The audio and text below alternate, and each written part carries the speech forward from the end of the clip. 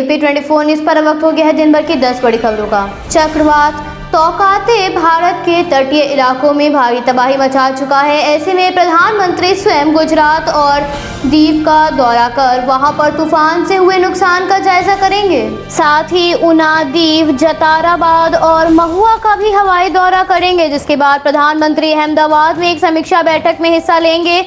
दमन और दीव 2 जिलों भारत के पश्चिमी घाट पर लगभग 700 किलोमीटर की दूरी पर स्थित हैं। चक्रवात तौकाते से जुड़ी घटनाओं में गुजरात में कम से कम 7 लोगों की जान चली गई है, जबकि इसकी वजह से तटीय इलाकों में भारी नुकसान हुआ है। बिजली के खंभे तथा पेड़ उखड़ जाने के साथ साथ कई घरों, सड़कों को भी नुकसान पहुंचा है। भारत मौसम विज्ञान विभाग के अनुसार तौकाते अब कमजोर होकर चक्रवाती तूफान में तब्दील हो गया है और जैसे जैसे उत्तर की तरफ बढ़ेगा ये गहरे दबाव में बदल जाएगा। चक्रवाती तूफान के कारण राज्य के कई हिस्सों में भारी बारिश दर्ज हुई है।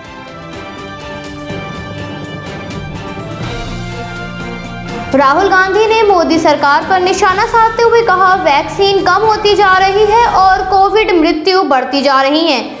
केंद्र सरकार की नीति ध्यान भटकाओ और झूठ बोलो, शोर मचाकर तथ्य छुपाओ। राहुल गांधी के साथ साथ रणदीप सुरजेवाला ने कहा, खट्टर जी द्वारा बनाई अस्थायी अस्पताल का हाल, फीता काट, वाहवाही लूट। सीएम तो चले गए लेकिन अस्पताल में एक भी डॉक्टर नहीं, सभी ऑक्सीजन कंसंट्रेटर गायब, यहाँ तक कि बेड पर चादर भी नहीं, बिजली का पूरा कनेक्शन भी नहीं। महामारी में लोगों को बेवकूफ बनाने का ये रास्ता शर्मनाक है। बढ़ती महंगाई के विरोध में हो रहे प्रदर्शन पर रणदीप सुरजेवाला ने कहा, जनता सड़कों पर तब उतरती है जब हुकूमत के जुल्मों की अति हो जाती है। खाद, बीज, कीटनाशक सबके दाम आसमान छू गए हैं और सरकार सब्सिडी खत्म करती जा रही है। यह आंदोलन किसान की मजबूरी है क्योंकि अब उसके अस्तित्व पर ही संकट खड़ा कर दिया गया है।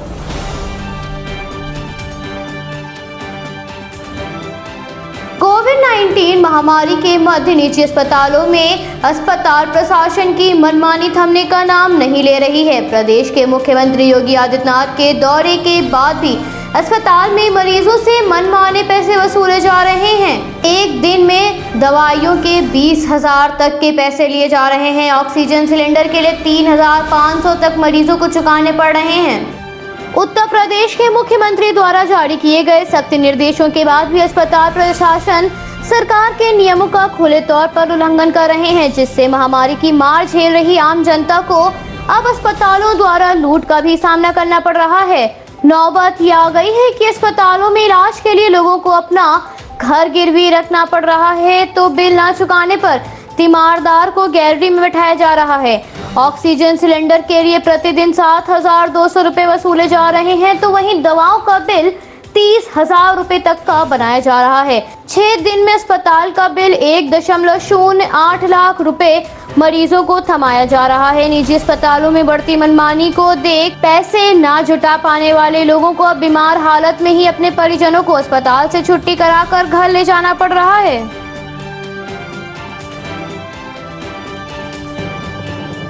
कोरोना संक्रमण की फैली हुई दूसरी लहर के मध्य दिल्ली के मुख्यमंत्री अरविंद केजरीवाल ने कोरोना के सिंगापुर स्ट्रेन को लेकर चेतावनी देते हुए भारत सरकार से एक्शन की अपील की थी। भारत में मौजूद सिंगापुर के दूतावास ने मुख्यमंत्री केजरीवाल के इस ट्वीट का जवाब देते हुए कहा, सिंगापुर में कोरोना के नए स्ट्रेन पाए जाने की बात में कोई सच्चाई नहीं है। हालांकि पहले भारत सरकार ने अरविंद केजरीवाल के आरोपों का जवाब दिया और अब सिंगापुर सरकार ने भी इस पर कड़ी आपत्ति जताते हुए जवाब दिया है। इतना ही नहीं, इसके साथ ही भारतीय उच्चायुक्त को तलब कर अपनी नाराजगी जताई है। टेस्टिंग के आधार पर पता चला है कि सिंगापुर में कोरोना का B.1.617.2 वेरिएंट ही मिला है, जो भारत में पैदा हुआ है। इसमें बच्चों से जुड़े कुछ मामले शामिल हैं। सिंगापुर के स्वास्थ्य मंत्रालय ने एक बयान जारी कर दिल्ली के मुख्यमंत्री के दावे का खंडन किया था। सिंगापुर के दूतावास ने अपने ट्वीट में इस लिंक को भी अटैच किया। दिल्ली के मुख्यमंत्री के बयान को लेकर भड़की सिंगापुर सरकार ने भारतीय उच्चायुक्त को तलब किया और नए वेरिएंट वाले बयान पर नाराजगी जताते हुए कहा, राजनेताओं को तथ्यों पर बात करनी चाहिए। कोरोना का कोई सिंगापुर वेरिएंट नहीं है।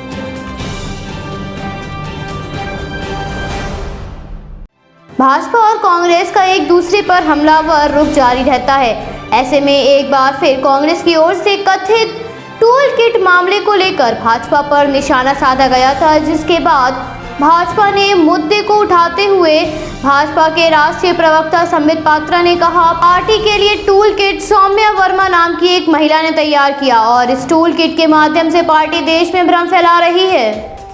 भारत में कोविड-19 महामारी के मध्य राजनीतिक पार्टियों का एक दूसरे के ऊपर आरोप प्रत्यारोप का सिलसिला बना हुआ है। कांग्रेस ने कथित टूल किट मामले को लेकर भाजपा पर निशाना साधा था, जिसके जवाब में संबित पात्रा ने कहा, कांग्रेस पार्टी हम पर पलटवार कर रही है और शिकायत दर्ज कराने पर जोर डाल रही है। इसके साथ ही संबित पात्रा ने इस मामले में एक और खुलासा किया और कहा, सौम्या वर्मा ने कांग्रेस के लिए टूल किट बनाया और कहा, हमारे पास इसे साबित करने के लिए कई सबूत हैं। संबित पात्रा ने आरोप लगाते हुए कहा, टूल किट के माध्यम से प्रधानमंत्री को बदनाम करने की कोशिश की जा रही है। बीते दिन कांग्रेस पूछ रही थी कि टूल किट का निर्माता कौन है। ऐसे में अब पेपर्स की प्रॉपर्टी चेक कर लीजिए, इसमें लेखक सौम्या वर्मा है। अब ये सौम्या वर्मा कौन है, सबूत गवाही दे रहे हैं। क्या अब राहुल गांधी और सोनिया गांधी जवाब देंगे?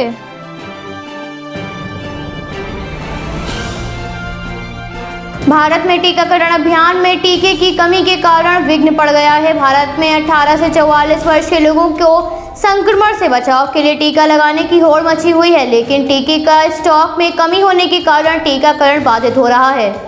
ऐसे में हिमाचल प्रदेश में 18 से 44 साल के लोगों को संक्रमण से बचाव के लिए टीकाकरण की ऑनलाइन पंजीकरण के दौरान कुछ वैक्सीन केंद्रों का वेबसाइट पर स्टॉक मात्र 5 सेकंड में ही बुक हो गया। स्टॉक नहीं मिलने से तंग आकर कुछ लोग नजदीकी केंद्रों में वैक्सीन के लिए बुकिंग करवा रहे हैं। इसके साथ ही कुछ लोग टीकाकरण करवाने के बाद दान पुण्य कर रहे हैं। टीकाकरण को लेकर लोगों में उत्साह देखा जा रहा है। 20 मई को टीकाकरण की बुकिंग के लिए खोले गए 33 केंद्रों के स्टॉल मात्र 5 से 7 मिनट में भर गए। करीबन 3300 लोगों की बुकिंग 20 मई के लिए तय की जा चुकी है।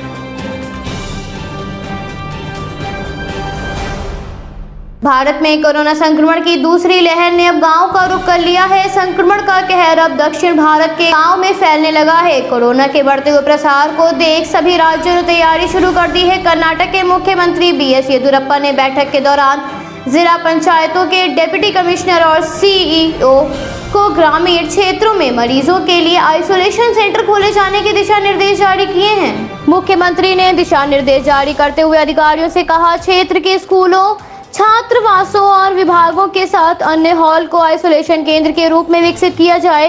ग्रामीण क्षेत्रों में जो लोग गंभीर संक्रमित पाए जा रहे हैं उन्हें आइसोलेशन केंद्र में एडमिट किया जाए। आगे मुख्यमंत्री ने कहा, लक्षण या बिना लक्षण वाले मरीज सरकार द्वारा बनाए गए आइसोलेशन सेंटर में ही रहेंगे। होम आइसोलेशन की इजाजत नहीं होगी।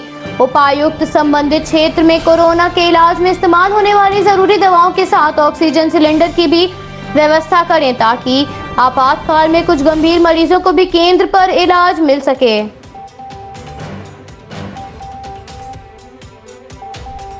भारत में कोविड-19 संक्रमण की लहर अब धीरे पड़ने लगी है। जहां एक और 4 लाख मामले आने लगे थे, तो वहीं अब ये घटकर 2.67 लाख पर आ गए हैं। ऐसे में ये बात साबित हो रही है कि राज्य सरकारों द्वारा लगाया गया लॉकडाउन या मिनी लॉकडाउन काफी हद तक कारगर साबित हो रहा है।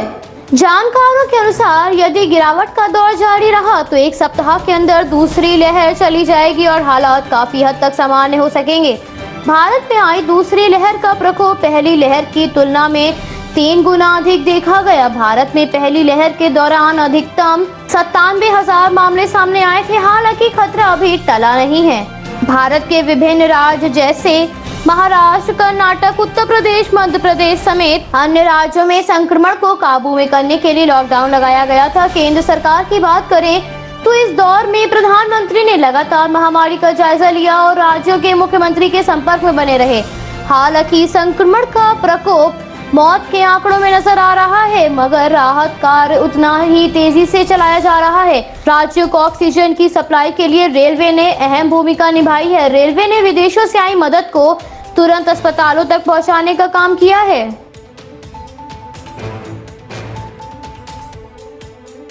भारत में कोविड-19 संक्रमण की दूसरी लहर का प्रकोप जारी है, जहां संक्रमण के मामलों में गिरावट हो रही है, तो वहीं दूसरी ओर मौत के आंकड़ों ने रिकॉर्ड तोड़ दिया है।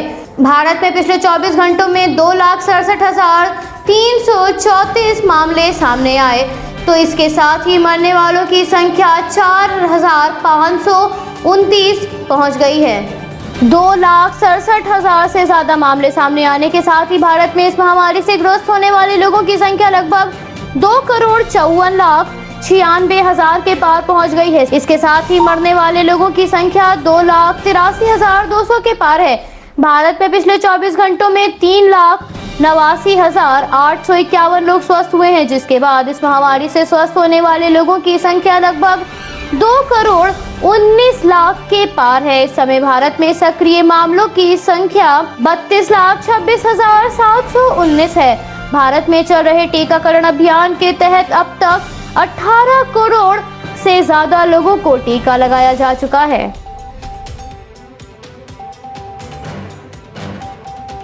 इजराइल और हमास के तनाव के हिंसा का रूप धारण करने के बाद 8 दिनों से दोनों ओर से एक दूसरे पर हिंसक हमले किए जा रहे हैं। इस संघर्ष के बीच अमेरिकी राष्ट्रपति ने पहली बार संघर्ष विराम के लिए समर्थन जताया। रॉकेट मिसाइल युद्ध में दर्जनों फलस्तीनियों, बच्चों और महिलाओं की मौत हो गई है, जिसके बाद भी युद्ध कम होने के आसार नजर नहीं आ रहे हैं। दोनों ओर से एक दूसरे पर हिंसक कार्रवाई का सिलसिला बना हुआ है। इजराइल ने गाजा में आतंकी ठिकानों पर एक बार फिर हवाई हमले किए और 6 मंजिला इमारत को नष्ट कर दिया। हमास आतंकियों में भी मंगलवार को इजराइल में दर्जनों रॉकेट दागे गए। गाजा पट्टी में इजरायली हमलों से 61 बच्चों, 46 महिलाओं समेत 212 लोग मारे जा चुके हैं, जबकि 1,500 फलस्तीनी घायल हो चुके हैं। इसके साथ ही 2,500 लोग अपने घर गंवा चुके हैं। ऐसे में स्थिति को देखते हुए अमेरिका के राष्ट्रपति जो बाइडेन ने इजरायली प्रधानमंत्री बेंजामिन नेतन्याहू से फोन पर वार्ता कर युद्ध विराम की अपील की है।